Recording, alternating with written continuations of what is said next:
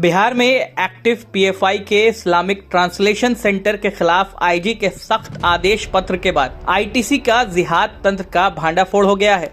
बिहार के आईजी ने आईटीसी के खिलाफ सभी जिले के पुलिस प्रमुख को गतिविधियों पर नजर रखने को कहा गया है। आईजी के आदेश पत्र के बाद आईटीसी के आतंकी लिंक की पुष्टि हुई है।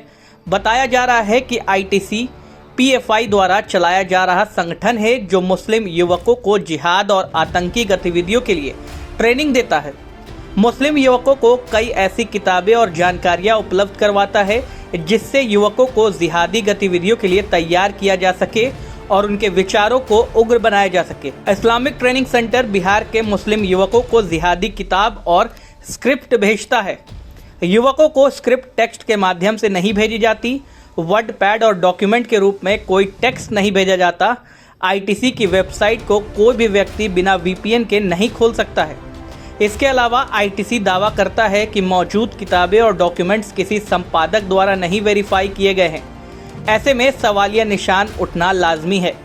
कई अन्य तरीकों से भी आईटीसी ट्रेनिंग दे रहा है और मुस्लिम युवकों के मन में जिहादी विचारों को पैदा करने के लिए ट्रेनिंग दे रहा है। पीएफआई के लिंक संगठन के रूप में बिहार समेत पूरे देश में एक्टिव आईटीसी पर अब सवालिया निशान उठ रहे हैं। इससे पहले भी आईटीसी के आतंकी और जिहादी गतिविधियों की ट्रेनिंग के लिए काम करने की आशंका जताई जा चुकी है। बिहार में आईजी के आदेश के बाद पुलिस महकमा इस्लामिक ट्रांसलेशन सेंटर के खिलाफ सख्त हो गया है और साइबर तकनीकी के जरिए बिहार में एक्टिव लोगों के खिलाफ जल्द ही कार्रवाई हो सकती है। इस मामले के खुलासे के बाद राजनीतिक बयानबाजी भी तेज हो गई है। राजनीतिक दलों ने क्या कुछ कहा है वो सुनिए। बिहार सरकार की यह प्राथमिकता है कि बिहार में अगर कोई कानून को अपने हाथ में ले, गड़बड़ी करने की कोशिश करे तो उस पर कार्रवाई सुनिश्चित हो। आदरणीय नीतीश कुमार जी ने जब से बिहार में सत्ता की बागडोर संभाली है तब से सांप्रदायिक सौहार्द का वातावरण स्थापित किया है, सद्भाव का वातावरण स्थापित किया है।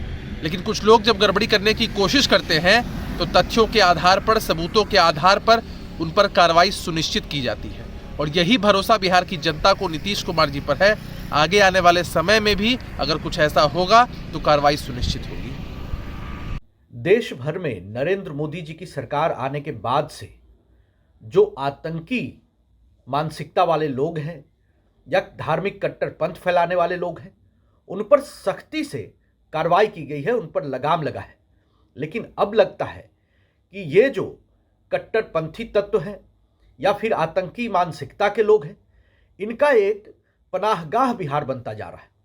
पिछले दिनों जिस तरीके से पीएफआई का मोडस ऑपरेंडी एक्सपोज हुआ, अब ये ओपन कॉल किया गया है इस्लामिक जिहाद के लिए ऑनलाइन नेटवर्क से जुड़ने का।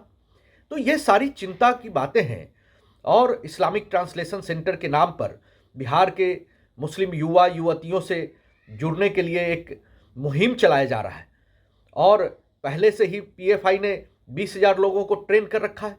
ऐसे में नीतीश कुमार जी को अपनी धार्मिक तुष्टीकरण की रीति, मुस्लिम परस्ती की भावना छोड़कर सख्ती से ऐसे तत्वों से निपटने के लिए इंस्ट्रक्शन देना चाहिए। बिहार की पुलिस प्रशासन कोई कोताही न बरते।